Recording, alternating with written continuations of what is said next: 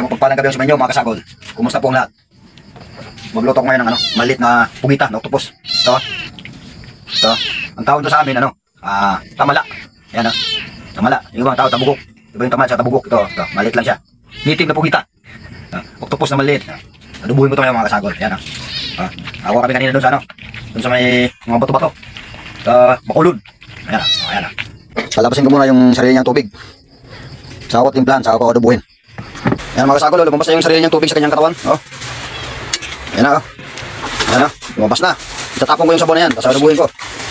Ito may nasaling octopus. Na tama-tama lang yung laki. Gisa muna mga kasagol, gisa.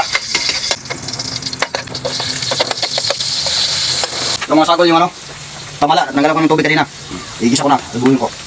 Ayan. Nagkaroon ko ng tubig sa katawan niya para hindi maraming sabaw. Toyo. Kunting sopa. Yan lang. Malasa. Ayan mga kasagol Kulong-kulong na. Malapit na sa katotohanan. Ayos. Nako. Kanin lang ang kulang nito. At saka lams na. Kayang magandang partner na ito ngayon. Manatin Soks. Ayan siya maliit lang Yung octopus na maliit na tamala, kung tawagin ito sa amin, meron namang tabugok. Ayan maliit lang Masarap ito yung mukbang. Ayan